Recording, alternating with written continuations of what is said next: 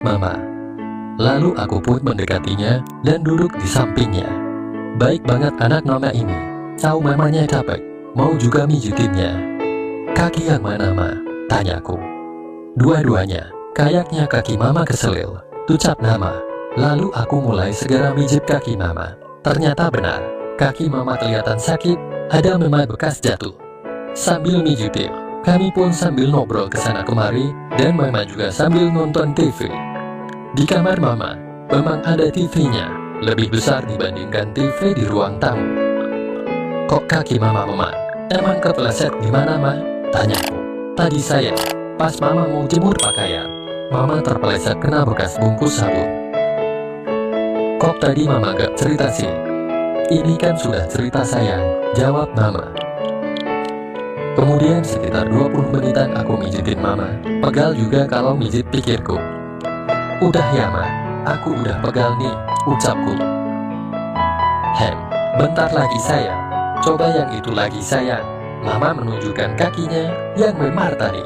Baik, mah, kataku, sebenarnya aku sudah capek mijitnya. Tapi mau gimana lagi, demi Mama sendiri, gak ada salahnya. Enak, Mah. Iya, anak, kamu pintar juga nurutnya. Hei, iya dong, anak Mama, jawabku singkat. Jangan di situ mijitnya sayang. Kenapa, Ma? Gak apa-apa sayang. Terus mana lagi yang pegal, Ma? Ya situ sayang, tapi jangan keras-keras ya. Tak terasa Mama ketiduran. Sebenarnya aku sangat kecewa, karena selalu dijanji-janjiin saja. Katanya mau dikasih hadiah kalau selesai mijitnya. Tapi Mama malah ketiduran. Ma, bangun, pok tidur sih, Ma. Iya sayang, maaf, Mama capek seharian beresin rumah. Singkat cerita, jam pun menunjukkan pukul 10 malam dan terdengar suara gerbang terbuka. Ternyata Papa pulang. Dalam hati ada kekecewaan yang besar, tapi mau gimana lagi? Kasihan juga Mama, kakinya juga sakit, ya walaupun dia sudah janji padaku. Dari mana, Pak? Kok baru pulang? Tanya Mama ke Papa. Dari rumahnya teman, Ma. Tadi ada acara sebentar, jawab Papa. Oh, Papa udah makan belum? Udah tadi, Ma. Tadi makan di luar sama teman. Ya udah sana mandi, Pak. Iya, Ma. Papa juga capek banget. Setelah itu, perlahan semua beranjak tidur. Aku yang juga merasa kelelahan merasa kantuk. Dan jam 12 aku terbangun kembali. Badanku terasa lemas. Malam itu tidak ada terjadi apa-apa di antara kami. Entah kenapa malam itu sangat panas sekali. Aku yang sudah bosan ingin tidur, tapi susah sekali. Saat aku hendak menuju dapur untuk minum, aku melintasi kamar Papa dan Mama. Aku mendengar suara yang aneh sekali. Aku segera menengok apa yang sebenarnya terjadi. Ku tengok kamar Papa dan Mama dari lubang kunci kamar mereka. Terlihat samar-samar tidak jelas. Aku sangat kaget setelah aku tahu. Jujur kali ini, walau aku hanya sedikit tahu, tapi aku sangat senang mendapatinya. Aku pun hampir terbawa suasana yang sangat mencekam itu. Untung saja tidak terjadi apa-apa, kukira Mama sedang mengigau. Awalnya aku menuruti kemauan otakku yang tidak bisa diam, dan aku masih duduk di pinggir pintu kamar itu. Belum sampai aku mau pergi, tiba-tiba pintu kamar terbuka. Rio, apa yang kamu lakukan di sini? Tanya Mama saat membuka pintu. Nampaknya Mama kaget ketika memergoki aku yang sedang di depan pintu kamarnya. Oh enggak, Nak. Aku tidak bisa berkata apa-apa saat Mama bertanya seperti itu. Namun sebisa mungkin, aku coba menjawab pertanyaan Mama. Sebenarnya aku tadi mau ke dapur, Ma, dan aku mendengar suara aneh pas lewat sini. Dan setelah aku perhatikan dengan seksama, ternyata suara itu berasal dari kamar Mama. Kukira Mama lagi mengigau, kan kasihan main, kalau lagi ngigau dibiarkan saja. Terus kamu tengok Mama ya? Tanya Mama dengan rasa ingin tahu yang tinggi. Dan belum sempat aku menjawab pertanyaan Mama, tiba-tiba Papa ikut datang. Ada apa ini? Kok ribut-ribut malam-malam? Ini, Pak, Rio udah tahu semuanya. Oh, itu biarin aja lah, Ma. Kok cuma usik, Pak? Ya harus gimana lagi, Ma? Kok Papa gak marahin Rio sih? Itulah kesalahan kebanyakan orang tua. Gak perlu dimarahin, tapi dikasih saran saja, Ma. Sehingga dia bisa jaga diri, tidak terjadi di luar nikah. Tapi Pak, terus gimana dong, Pak? Itulah tugas kita, harusnya kita mencontohkan hal yang baik. Ya sudah Rio, sana kamu tidur, besok kamu sekolah, kata Papa. Lalu aku pergi beranjak ke kamar dan tidur. Paginya masih seperti biasanya. Mama menyiapkan sarapan untuk kita, dan setelah selesai makan, Papa berangkat kerja. Aku berpura-pura gak enak badan. Rio, panggil Mama kepadaku. Dan Mama masuk ke kamarku. Kamu kenapa, Nak? Kok belum bangun? Rio gak enak badan, Ma. Hari ini Rio gak sekolah ya, Ma. Kalau kamu sakit, kamu gak usah masuk sekolah, kata Mama mengizinkan aku gak sekolah. Selang beberapa saat Mama balik ke kamar, sambil membawakan roti dan obat untukku. Di, kamu makan roti dulu dan minum obatnya, kata Mama lagi. Mama lupa ya, katanya kemarin mau ngasih hadiah ke Rio, kok gak jadi, Ma? Kamu nih ya, lagi gak enak badan, tapi masih saja mengingat-ingat hadiah dari Mama. Terus kamu maunya apa, Rio? Ya, Rio ingin Mama menempati janji Mama. Kalau gitu, mumpung hari ini ulang tahunmu, Mama akan kasih kamu hadiah ulang tahun yang sangat spesial. Dalam pikiranku sudah tidak sabar lagi untuk segera mendapatkan hadiah itu. Katanya mau hadiah ulang tahun dari Mama. Kok diam aja, cuma diliatin doang. Gak suka ya, kata Mama sambil tersenyum. Oh anu, aku suka kok, Ma. Kalau suka dibuka dong bingkisannya. Iya, Ma, jawabku sedikit gugup. Alangkah terkejutnya aku dengan isi bingkisan itu. Mai, Rio suka banget ini, Ma. Iya, itu semua buat kamu sayang. Habisin sesuka hatimu. Sekitar setengah jam, aku dan Mama merayakan hari ulang tahunku. Kayaknya Mama rela memberikan hadiah spesial itu. Nyatanya dia juga ikut senang. Gimana sayang, kamu suka hadiah dari Mama? Suka banget, Ma. Kalau boleh besok Rio minta lagi ya, Ma. Gak boleh dong kini, khusus di hari ulang tahunmu saja, kata Mama sambil tertawa. Tamat, jangan lupa like dan subscribe channel ini ya. Terima kasih.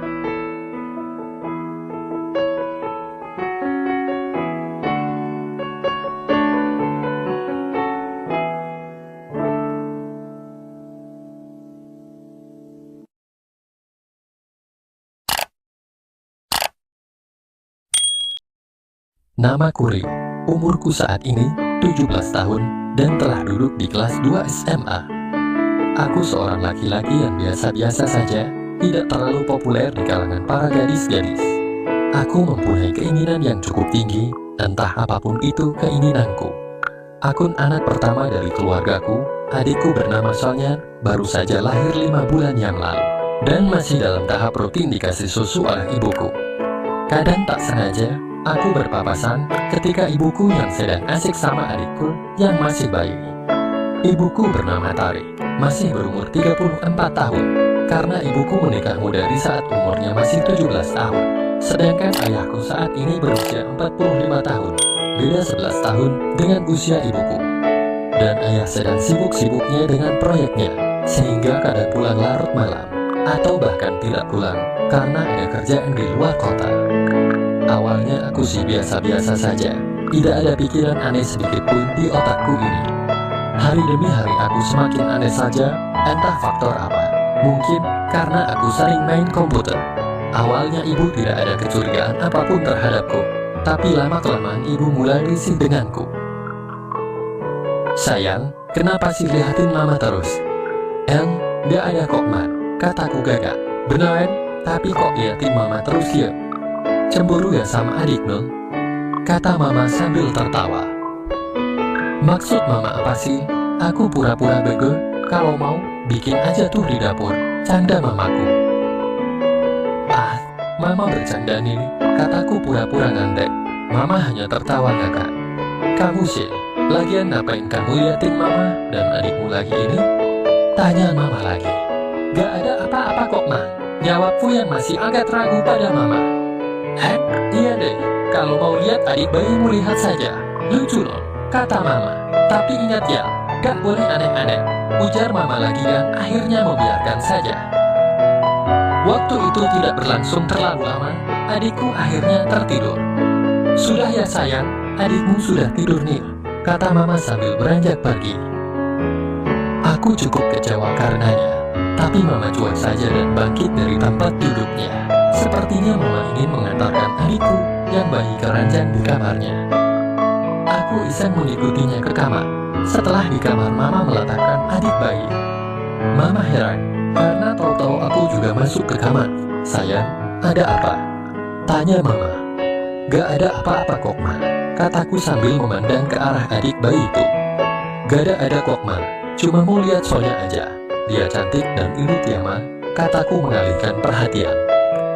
Iya Don, mamanya kan juga cantik. Iya kan sayang?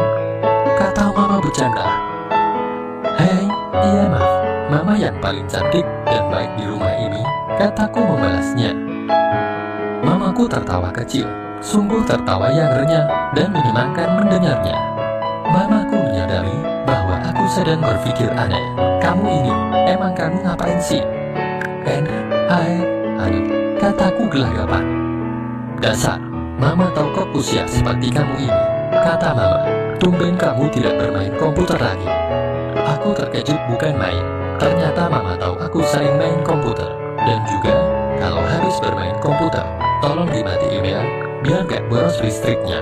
Sambung Mamaku lagi, yang semakin membuat aku terkejut. Aku sadar kalau kadang aku lupa mematikan komputer. Adus, malu bukan main, kalau gini. Iya Ma, sorry ya Ma. Tapi gak apa-apa kan Ma, kalau aku bawa komputer Mama ke kamarku. Iya, normal kok seusiamu. Tapi jangan main game mulu ya, kata Mamaku sambil pergi ke dapur dan tertawa penuh arti. Akhirnya aku pergi ke kamarku, karena jenuh aku pun menyalakan komputer Mama.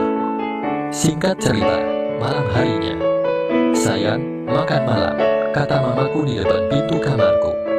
Aku sempat terkejut karenanya, sebab saat itu aku lagi itu. Hayo, lagi ngapain kamu tuh? Tanya Mama. Iya Ma, main game toh, jawabku gagap. Masak sih main game, kata Mama tidak percaya. Hayo makan dulu, nanti sambung lagi. Kamu jangan keseringan begitu, kata Mama lagi. Lalu aku pun segera berusaha bangkit. Emang kamu main game apaan sih sayang? Gaminya bagus, goda Mama sambil tertawa. Iya Ma, bagus banget. Kamu suka game begituan?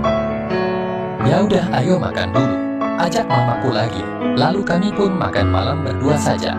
Setelah makan malam, kami habiskan waktu untuk menonton TV. Mama saat itu berpakaian baju tidur dengan kemeja dan celana panjang. Rio, kamu nih kenapa sih sayang? Mak nonton TV sama Mama. Anya Mama. Iya Mak, boleh? Jawabku semangat. Iya, sini dah. Dasar anak Mama satu ini. Mas Rio boleh minta sesuatu ke Mama gak? Sesuatu apa sayang? Coba tebak, aku minta apa Ma? Masak Mama gak paham sih? Ya Mama bingung lah, kalau gak dikasih tahu. Emangnya Mama tahu isi pikiran kamu? Kata Mama tertawa. Bilang aja Rio, minta apa ke Mama? Nanti kalau Mama bisa, pasti Mama kasih kok. Ma, minta. Cepetan bilang dong sayang, bikin penasaran Mama aja nih. Sudah sayang, dasar kamu ini, terus mau ngapain lagi? Tanya Mama sambil tersenyum. Ma, boleh gak Mama, pintaku kali ini? Katanya mau ngasih hadiah, masa Mama gak paham sih? Hadiah apa sayang? Kok gitu sih sama Mama sendiri? Tanya Mamaku ngeledek. Mama jahat, dari tadi ngeledekin Rio mulu. Aku pura-pura marah dan cemberut. Emang mau hadiah apa sih kamu? Iya deh, boleh kok saya. Tapi ingat, gak boleh gerusa-gerusu. Mau gak nih, hadiah dari Mama? Maulah Ma, mau banget. Tentu saja aku mau sekali Ma. Itu memang yang aku impikan Ma. Dasar kamu ini, sudah besar tapi masih manja saja. Dan saat itu, tiba-tiba terdengar suara pagar digeser, petanda Papa pulang. Dengan segera Mama membereskan barang-barang yang di lantai, dan aku berlari ke kamarku. Sial, belum sempat gerutuku. Aku dapat mendengar percakapan mereka samar-samar dari kamarku. Sudah pulang, Pak? Enggak, baru pergi ya, iyalah baru pulang, kata papa tertawa diikuti mama. Gimana di rumah? Baik-baik aja kan? Katanya sambil menuju ke ruang tamu. Iya Pak, baik-baik aja kok, kata mama tenang menutupi masalahnya. Mandi dulu Ci Pak, bau tuh papa seharian gak mandi, mau dibuatin kopi, ujar mama. Lalu papa beranjak dari sana, papa mengiyakan untuk pergi mandi, sehingga mama bisa lanjut beres-beres. Mama ketuk pintu kamarku, lalu aku segera membukanya. Rupanya mama mengantarkan barangku yang ketinggalan. Nih barang kamu ketinggalan. Untung saja papamu tadi gak lihat. Lain kali hati-hati dong sayang, kata mama. Iya Ma, sorry buru-buru, tapi kecewa nih Ma, kataku sekenanya. Ya mau gimana lagi dong sayang, papamu sudah pulang tuh, jawab mama cuy. Papa lagi mandikan Ma, kayaknya bisa tuh kita Ma. Bisa apa sih sayang, kamu ini ada-ada saja. Sudah kamu jangan bawel gitu. Lain kali ya sayang, kamu tuh jangan ngawur gitu, kata mama yang kulihat wajahnya cukup kecewa. Iya deh Ma, tapi makasih ya Ma, sudah mau berikan apa yang aku mau, walau belum sepenuhnya. Semoga besok hadiahnya bisa full ya Ma, pintaku padanya. Ya tergantung sis, tapi asal kamu nurut sama mama, pasti mama akan kasih semuanya hadiah itu. Iya Ma, aku janji akan selalu nurut sama perkataan mama. Tapi lihat besok ya, dasar kamu ini, kata mama seraya pergi dan menutup pintu kamarku. Esok harinya, mama bangun pagi seperti biasanya. Mama beres-beres rumah dan menyiapkan sarapan untuk suami dan anak-anaknya. Saat mama sibuk sedang memasak di dapur, lalu aku menghampirinya. Kamu kenapa sayang? Kata mamaku. Aku hanya diam dan mematung sembari melihat mama saja. Kamu ini, bukannya mandi malah matung di situ. Ntar kamu terlambat loh sekolahnya. Bentar Ma, abis bangunin, enaknya lihat mama masak. Mama lanjutin aja deh masaknya. Tapi nanti habis pulang sekolah, Rio minta hadiah yang tertunda itu ya Ma, pintaku. Mama tidak menjawab dan terus melanjutkan memasaknya. Singkat cerita, sepulangnya aku sekolah, aku mengetuk pintu. Baik Rio pulang, ternyata mama sedang mencuci baju di belakang. Lalu mama membuka pintu. Lama amat sih Ma, kataku sambil masuk dan melepas sepatuku. Iya maaf sayang, mama lagi nyuci di belakang, tumben kamu cepat pulang. Biasanya keluyuran dulu, ucap mama. Ya kan Rio mau tagih hadiah dari mama, jawabku cengengesan. Ih dasar kamu, emang hadiah apa sih? Ya udah letakkan tas kamu dulu ke kamar, mama tunggu di belakang ya, ucap mama sambil menuju kamar mandi belakang, yang mana juga tempat untuk mencuci pakaian. Lalu setelah mama selesai cuci baju dan menjemurnya, dia menuju kamarnya. Setelah beberapa saat mama kembali menghampiriku sambil membawa sepiring makanan untukku. Nih kamu makan dulu, biar kamu gak sakit dan bisa kuat, kata mama. Hai iya Ma, jawabku dan segera makan dengan lahap. Memang anak mama ini kalau punya keinginan pasti gak sabaran ya. Lalu setelah selesai makan, aku langsung menagih janji hadiah itu dari mama. Ma, jadi kan sekarang aku dapat hadiahnya. Hadiah apa lagi sih? Kata mama sambil tersenyum penuh arti. Lalu aku duduk di pinggiran tempat tidur sambil tuh perhatikan mama. Sini sayang, kamu pijitin mama dulu ya. Badan mama capek banget, pijitin dulu ya, kata mama. Heng, Rio beneran dikasih hadiah gak sih Man? Apa cuma janji-janji palsu mama saja? Yang sabarlah sayang, apa sih yang gak buat anak mama ini? Tapi mama dipijitin dulu ya, mama cap lo habis nyuki. Nanti hadiahnya setelah kamu pijitin mama. Gimana? Kamu mau gak? Ya udah deh Ma, aku nurut sajalah, asalkan mama serius gak janji-janji doang. Iya loh sayang, kamu nurut saja sama mama ya. Bersambung, next ke part selanjutnya ya. Apakah Rio beneran dikasih hadiah beneran? Apa hanya janji doang? Halo, halo, halo. Selamat pagi teman-teman semuanya, sahabat subscriber dimanapun berada. Ya kalau menyimaknya pagi, kalau malam ya selamat malam. Kalau muternya siang ya selamat siang. Pokoknya disesuaikan dengan apa yang ada di pikiran kamu. Kok pikiran toh? Maksudnya keadaan kamu, kalau sore ya sore. Ya, bagaimana kabarnya? Semoga sehat selalu ya, tidak kurang suatu apapun. Masih di channel sini, Cerpen Romantis Channel ya. Ya, kali ini biasanya cerpennya saya bacakan. Ini kamu baca sendiri ya. Dibaca sendiri sambil mendengarkan suara cemprengku ini. Kalaupun suara cemprengku ini mengganggu telinga kamu, bisa dikecilin itu volume kamu, volume HP-mu begitu. Dihabiskan, dikecilin, nah, nanti sudah tidak terdengar lagi suaranya. Dan kamu bisa konsentrasi untuk membaca cerpennya. Oh, sudah tahu? Tidak terdengar tahu ini suaranya? Oh, serak krungu. Sudah tak terdengar lagi toh? Iya. Ya, di kesempatan kali ini kita akan membahas masalah apa?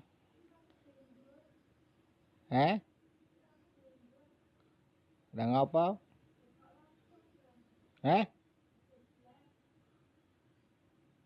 Tapi ye, lagi ngerekam iki. Ya, itu tadi ada istri saya yang katanya kejeblos. Kejeblos kenapa? Nggak tahu, lagi masak ini. Ya. Itu tadi ya, kita akan bicara masalah jodoh. Jodoh ya. Kamu yang belum punya jodoh, belum ketemu jodohnya, semoga segera ketemu.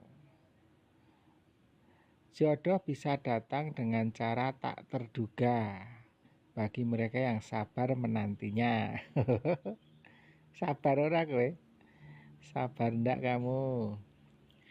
Namun mungkin untuk sebagian orang yang memiliki pengalaman dengan pertanyaan kapan nikah, bisa bikin hidup nggak tenang.